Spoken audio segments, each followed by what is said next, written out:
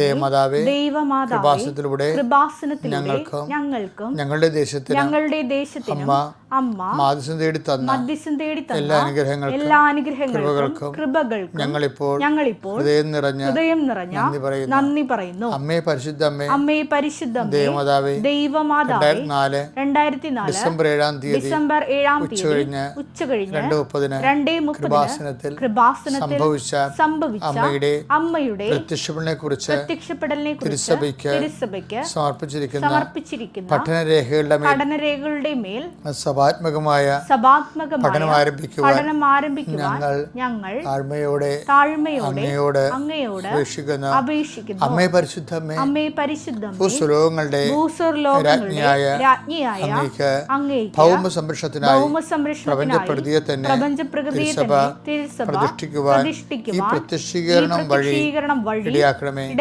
പരിശുദ്ധമേ, ജപമാല മാതാവേ, സകല കൃപാസനം പ്രാർത്ഥനയോടും ചേർത്ത് ഞങ്ങളിപ്പോൾ പ്രാർത്ഥിക്കുന്ന ഈ കുടുംബത്തിന്റെ പ്രത്യേക നിയോഗം പ്രാർത്ഥനാവശ്യം പറ മക്കളെ.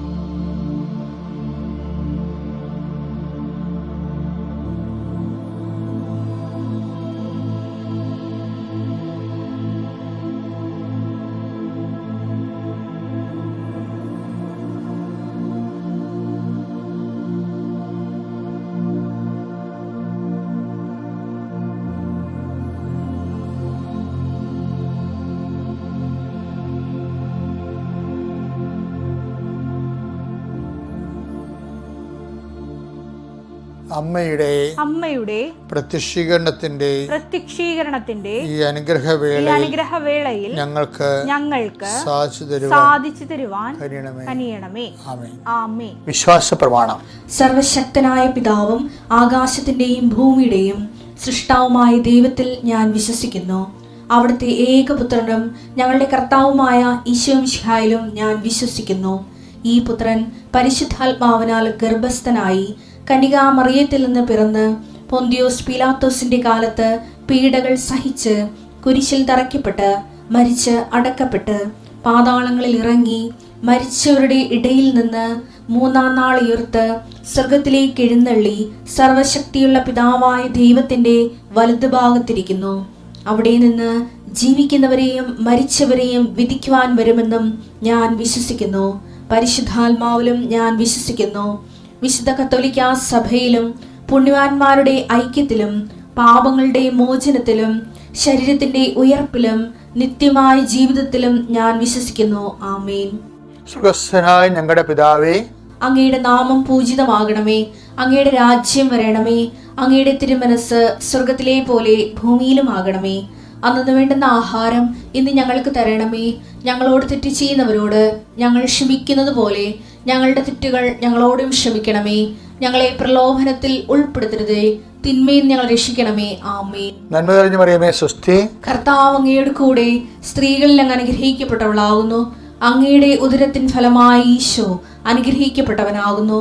പരിശുദ്ധ മറിയമേ, തമ്പുരാന്റെ അമ്മേ, പാപികളായ ഞങ്ങൾക്ക് വേണ്ടി ഇപ്പോഴും ഞങ്ങളുടെ മരണസമയത്തും തമ്പുരാനോട് അപേക്ഷിക്കണമേ. ആമേൻ. കർത്താവേ, അങ്ങ് ഞങ്ങളെ പഠിപ്പിച്ചതുപോലെ ഇന്നത്തെ ആവശ്യത്തിനു വേണ്ടി ഞങ്ങൾ അങ്ങയുടെ തിരുസന്നിധിയെ പ്രാർത്ഥിക്കുന്നു. കർത്താവേ, നിന്റെ വിശുദ്ധ പൗരോഹിത്യത്തെ നീ മഹത്വപ്പെടുത്തണമേ. കർത്താവേ, സഭയിലുള്ള സാന്നിധ്യം നീ പ്രകടമാക്കണമേ.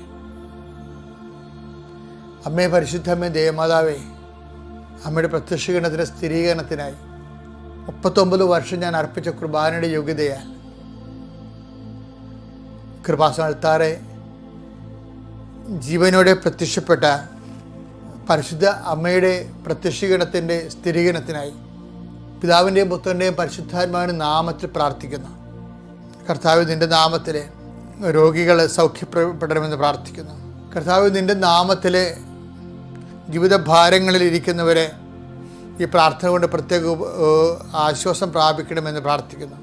മക്കളുടെ ജീവിതത്തിൻ്റെ അവസ്ഥകളെ അതിജീവിക്കുവാൻ അവർക്ക് പ്രത്യേക അഭിഷേകം നൽകണമേ എന്ന് പ്രാർത്ഥിക്കുന്നു. ഓരോരോ രോഗത്തെക്കുറിച്ച് ഓരോരുത്തർക്ക് കൊടുത്തിരിക്കുന്ന കാഴ്ചപ്പാടുകൾ തങ്ങൾ ഈ രോഗം കൊണ്ട് ഇനി വലയാൻ പോവുകയാണെന്ന് ചിന്തിച്ച് വിഷമിക്കുന്നവരുടെ മേൽ, ഓപ്പറേഷന് പേര് നിശ്ചയിച്ചിരിക്കുന്നവരുടെ മേൽ, അവരുടെ ഭവനങ്ങളുടെ മേൽ കർത്താവിൻ്റെ കാരുണ്യം ചൊരിയണമേ എന്ന് പ്രാർത്ഥിക്കുന്നു. കർത്താവെ, അങ്ങയുടെ പീഡാനുഭവത്തെ ഓർത്തും പഞ്ചക്ഷതങ്ങൾ ഓർത്തുകൊണ്ടും ഞങ്ങളുടെ പ്രാർത്ഥന അങ്ങയുടെ ദൃശ്യന് സ്വീകാര്യമാകണമെന്ന് പ്രാർത്ഥിക്കുന്നു. മുടി കൊഴിയുന്നവരുണ്ട് കർത്താവെ, കണ്ണിന് കാഴ്ച മങ്ങുന്നവരുണ്ട് കർത്താവെ, കണ്ണിന് ഓപ്പറേഷൻ ചെയ്യുന്നവരുണ്ട് കർത്താവെ. അങ്ങനെ എല്ലാവരും അങ്ങ് കണ്ണുകളെ സ്പർശിക്കണമേ. മൂക്കിൽ ദശ വളരുന്നവർ, ആന്തരികമായ അവയവങ്ങളിൽ ശിഷ്ടമുള്ളവർ, കർത്താവ് ഞരമ്പുകൾ ബ്ലോക്കുള്ളവർ എല്ലാവരെയും സമർപ്പിച്ച്, മുഴകളുള്ളവരെ സമർപ്പിച്ച് പ്രാർത്ഥിക്കുന്നു കർത്താവെ.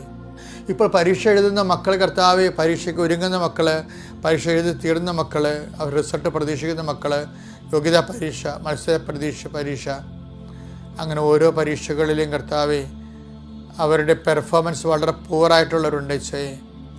ആ കുഞ്ഞുങ്ങളുടെ മേൽ കർത്താവ് നിൻ്റെ കൃപ കൊണ്ട് മാത്രമേ അങ്ങനെ രക്ഷപ്പെടത്തുള്ളൂ. കർത്താവ് അനുദപിക്കുന്ന എല്ലാവരുടെ മേലും നിൻ്റെ അനുഗ്രഹം നൽകണം, ചൊരിയണമെന്ന് പ്രാർത്ഥിക്കുന്നു. തങ്ങൾക്കുള്ള കാർഷിക വിഭവങ്ങൾ വിറ്റുമാറ്റാൻ പറ്റാത്തവർ, കാർഷിക വിഭവങ്ങൾ കടന്നു പോയവർ, അതിൻ്റെ പേരിൽ തന്നെ പാട്ടത്തിനെടുത്ത് പൈസ വിലക്ക് പലിശ കൂടുന്നവർ, കർത്താവ് അങ്ങനെ പലിശ കൂടുന്നതനുസരിച്ചുകൊണ്ട് ഇത് വിറ്റുമാറ്റിയാലും കടക്കാരും നിലനിർത്താൻ പറ്റാത്ത രീതിയിൽ എന്ത് ചെയ്യുമെന്ന് അറിയാൻ പാടില്ലാതെ അടുത്ത വിളവെടുപ്പിന് വേണ്ടിയുള്ള സാമഗ്രികൾ സെറ്റ് ചെയ്യാൻ കഴിയാതെ വരുന്നവർ, മടുത്ത് തീർന്ന് തുലച്ച് എന്ത് ജീവിതമെന്ന് ഓർത്തുകൊണ്ട് ഭാരപ്പെടുന്നവർ, കർത്താവേ നീ അവരുടെ കരുണ തോന്നെ പ്രാർത്ഥിക്കുന്നു. ജോലിയില്ലാത്തവർ, എൻ്റെ കർത്താവ് വഴിയില്ലാത്തവർ, നടവഴി പോലും നഷ്ടപ്പെട്ടവർ, എൻ്റെ കർത്താവിൻ്റെ ഉന്നതമായ നാമത്തിൽ, സഭയുടെ അധികാരത്തിൽ, കുരിശിൻ്റെ അടയാളത്തിൽ, ദൈവത്തിൻ്റെ ശക്തി, സമാധാനമില്ലാത്ത കുടുംബങ്ങൾ, മദ്യലഹരിയിലും രാസലഹരിയിലും ഒക്കെ അടിപ്പെട്ടു പോയ കുടുംബങ്ങൾ, കർത്താവിൻ്റെ വിശുദ്ധമായ രക്തം അവിടെ മെച്ചുന്തമെന്ന് പ്രാർത്ഥിക്കുന്നു. എൻ്റെ കർത്താവിൻ്റെ ഉന്നതമായ നാമത്തിൽ, സഭയുടെ അധികാരത്തിൽ, കുരിശടയാളത്തിൽ, ദൈവശക്തി നിങ്ങൾ അനുഗ്രഹിക്കപ്പെടട്ടെ. എൻ്റെ പ്രിയപ്പെട്ടവരെ, നമ്മളെ നോൻപ് കാലം എന്ന് പറയുമ്പോൾ അനുതാപത്തിൻ്റെ കാലമാണ്. പക്ഷെ എന്തിനനുദപിക്കണം? നമ്മൾ അനുദപിക്കണത് കുമ്പസാരിക്കാൻ വേണ്ടിയാണ്, കത്തോലിക്കര് അതല്ല ഉദ്ദേശം, അതല്ല. അനുദപിക്കുക, സുവിശേഷത്തെ വിശ്വസിക്കുക. സുവിശേഷം എന്താണ് പറയണത്? അനുദപിക്കുക, ദൈവരാജ്യം സമീപിച്ചിരിക്കുന്നു. അപ്പോൾ സുവിശേഷം നമുക്ക് നൽകണത് അതനുസരിച്ച് നമ്മൾ അവൻ പറയണ പോലെ ചെയ്യുമ്പോൾ, ദൈവത്തിൻ്റെ നടപടിക്രമം, ദൈവത്തിൻ്റെ വചനം നമ്മുടെ ജീവിതത്തിൽ പ്രാവർത്തികമാക്കുമ്പോൾ ദൈവരാജ്യം സമീപിച്ച് നമ്മൾ ദൈവരാജ്യത്തിലാകുകയാണ്. ദൈവത്തിനാണ് പ്രാധാന്യം കിട്ടേണ്ടത്. അപ്പം നമ്മൾക്ക് ഒരു അടയാളം കിട്ടിയിട്ട് ഞാൻ വിശ്വസിക്കത്തുള്ളൂ എന്ന് പറഞ്ഞാൽ, അടയാളങ്ങൾ കണ്ടതുകൊണ്ടാണ്, അപ്പം കഴിച്ച് തൃപ്തരായത് കൊണ്ട് ആണ് നിങ്ങൾ വിശ്വസിക്കണം എന്നുള്ള വചനമില്ല ഈശോയുടെ. യോഹന്നാൻ 6:26 യേശു പ്രതിവചിച്ചു, സത്യം സത്യമായി ഞാൻ നിങ്ങളോട് പറയുന്നു, അടയാളങ്ങൾ കണ്ടതുകൊണ്ടല്ല, അപ്പം ഭക്ഷിച്ച് തൃപ്തരായതുകൊണ്ടാണ് നിങ്ങൾ എന്നെ അന്വേഷിക്കുന്നത്. അതുകൊണ്ട് എന്താ പ്രശ്നം വെച്ച് കഴിഞ്ഞാൽ, എപ്പോഴും അപ്പം ഒക്കെ ഒരു അടയാളമാണ്. ശരിക്കും പറഞ്ഞാൽ എന്തിൻ്റെ അടയാളമാണ്? ദൈവരാജ്യം വന്ന് പുലർന്നു കഴിഞ്ഞതിൻ്റെ അടയാളമാണ്. കാര്യം ശക്തിയിലാണ് ദൈവരാജ്യം വരണത്. 1 കൊരിന്ത്യർ 4:20 എടുത്തേ. ദൈവരാജ്യം വാക്കുകളിലല്ല ശക്തിയിലാണ്. അപ്പം ദൈവരാജ്യം ശക്തി എന്ന് പറയുമ്പോൾ എന്താണ്? ശക്തിക്ക് എപ്പോഴും അടയാളം ഉണ്ടാകും. അപ്പം ശക്തിയുടെ അടയാളമാണ് ഈശോ പറയണത്. ശക്തിക്ക് ഇപ്പോൾ രോഗസൗഖ്യം നടക്കണത് എന്തുകൊണ്ടാണ്? ആ ശക്തിയുടെ അടയാളമാണ്. പക്ഷെ ശക്തി എന്തിൻ്റെ അടയാളമാണ്? ശക്തിയുടെ അടയാളമല്ല, ദൈവരാജ്യത്തിൻ്റെ അടയാളമാണ്. മത്തായി 12:28 എന്നാൽ ദൈവാത്മാവിനെ കൊണ്ടാണ് ഞാൻ പിശാചുക്കളെ ബഹിഷ്കരിക്കുന്നതെങ്കിൽ ദൈവരാജ്യം നിങ്ങളിൽ വന്നു കഴിഞ്ഞു എന്ന് വിശ്വസിക്കുന്ന കരുതുവിൻ. അപ്പം അടയാളം കാണിക്കണത് എന്തിൻ്റെയാണ്? ദൈവരാജ്യത്തിൻ്റെയാണ്. അപ്പം നമ്മൾ പ്രാധാന്യം കൊടുക്കേണ്ടത് എന്തിൻ്റെയാണ്? ശക്തിക്കാണ്. പക്ഷേ ശക്തി എന്തിൻ്റെതാണ്? ദൈവരാജ്യത്തിൻ്റെതാണ്. അപ്പോൾ ദൈവരാജ്യം നിങ്ങളുടെ ഇടയിൽ വന്നു കഴിഞ്ഞതിൻ്റെ അടയാളമായിട്ടാണ് ഇതുപോലെ അത്ഭുതങ്ങളും രോഗസൗഖ്യങ്ങളും നടക്കുന്നത്. മത്തായി 16:4 ദുഷിച്ചതും അവിശ്വസ്തവുമായ അതാണ് വിഷയം. അയാളെ ദുഷിച്ചതും അവിശ്വസ്തതുമായ ഈ തലമുറ അടയാളം അന്വേഷിക്കുന്നു. യോനയുടെ അടയാളമല്ലാതെ മറ്റൊരടയാളവും അതിന് നൽകപ്പെടുകയില്ല.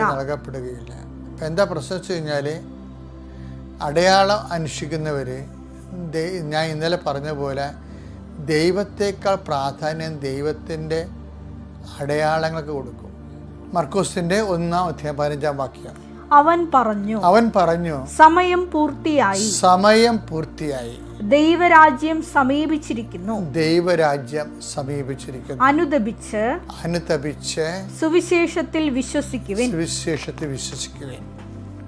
കാര്യം സത്യസന്ധമായിട്ടാണ് വിശ്വാസം ആൾക്കാർ സ്വീകരിക്കണമെങ്കിൽ അത് അടയാളം കണ്ടിട്ടാണ് ആൾക്കാർ സ്വീകരിക്കുന്നത്.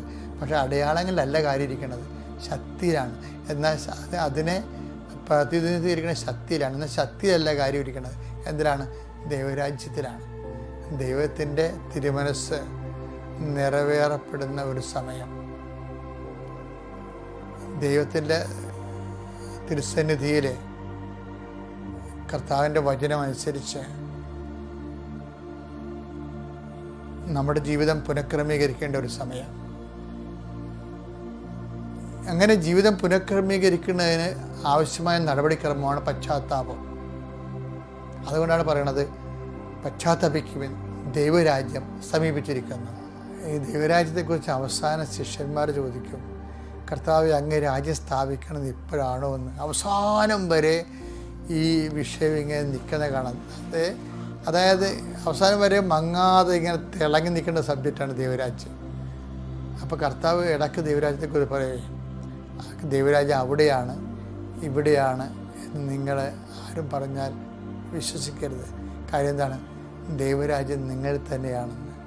അപ്പോൾ എപ്പോഴെങ്കിലും നമ്മൾ ദൈവ തിരുമനസ്സിന് സ്വയം സമർപ്പിച്ച് ദൈവത്തിൻ്റെ ദൈവകൃപയിൽ ജീവിക്കാൻ തീരുമാനിച്ച് സുവിശേഷത്തിൻ്റെ സാക്ഷിയാകാനും സുവിശേഷത്തിൻ്റെ പ്രയോക്താവാകാനൊക്കെ തീരുമാനിച്ച് സ്വന്തമായിട്ട് തീരുമാനിച്ച് ആൾക്കാർക്ക് ഒത്തിരി പേര് അങ്ങനെ സാക്ഷ്യം പറയുന്നുണ്ട്.